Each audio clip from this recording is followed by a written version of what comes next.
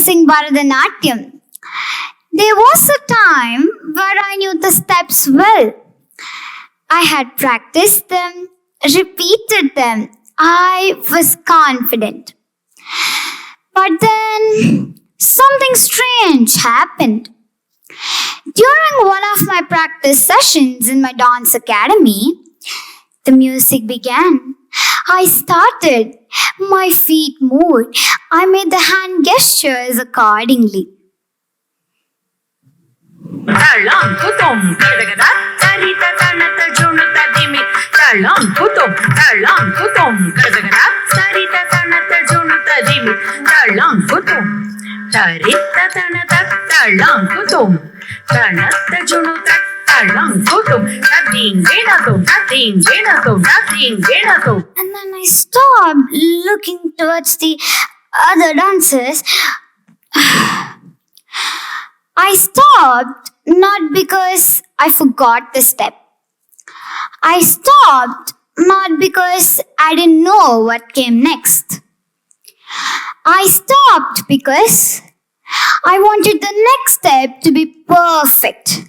And in that moment, something became very clear to me. The music didn't stop, the others didn't stop, only I did.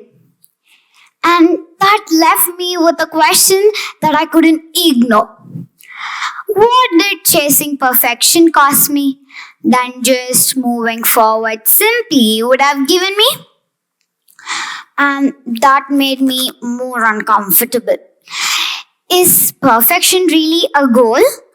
Or just a socially acceptable form of procrastination? Think about it.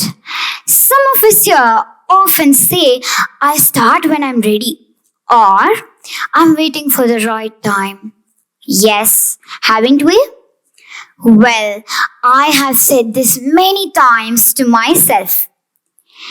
It sounds responsible, it sounds thoughtful, but sometimes it's delay in disguise.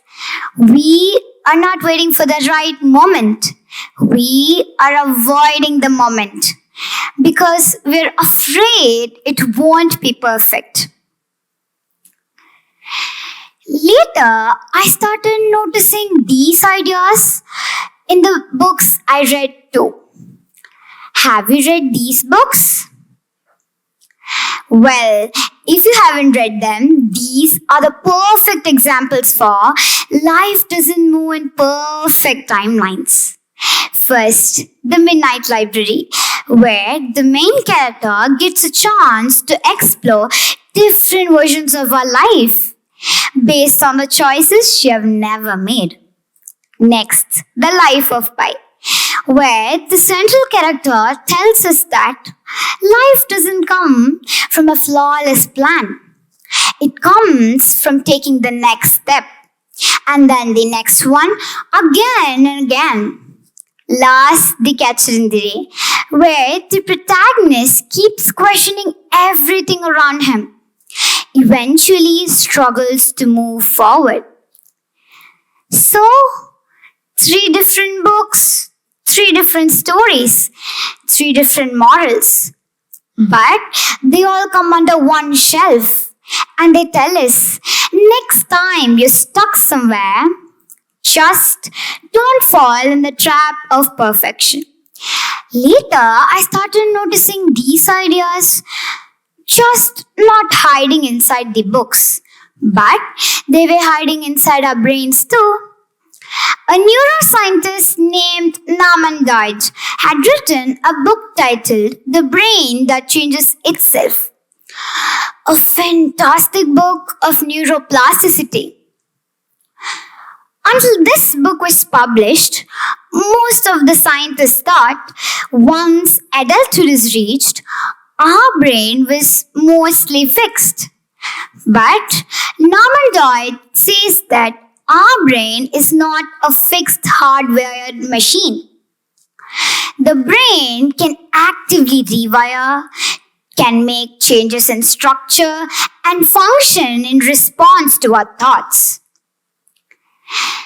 Later, I started noticing these ideas Just not within myself, but with people around me too. A dance companion who had learned classical dance in her hometown had joined our dance academy. The way she moved, the way she held hand gestures, it didn't match with what we were taught in our academy. So, at first, some of us thought she was wrong. But later, I realized something more important. She wasn't wrong. She was just different. And more importantly, she didn't stop dancing. She kept on. There was another moment that stayed with me. A girl from my class who was supposed to perform a dance ritual along with me called the Salanga Puja. This dance ritual is very important for the beginners to climb up the ladder of Bharatanatyam. So, it was important to both of us, but she wasn't able to join since her family was in the middle of building their new home. At first, I thought she was falling behind, but now I see it completely different. Life doesn't move in perfect timelines, and falling behind often occurs when we compare journeys. Because not everyone is meant to move at the same time, in the same way, or for the same reasons. Later, I started noticing these ideas way more important. People often talk about starting, trying, working hard, but never fully finishing them. And they don't talk about this hidden pattern. People don't fail by stopping. They fail by never fully finishing them. And this is powerful because no one notices. No one calls it out. No one feels it wrong. And over time, your life becomes a list of things that you've almost started but never completed. It isn't about laziness. It isn't about fear. It is something deeper. The habit of stopping just before it counts. We don't always quit. We just stop it just before it counts.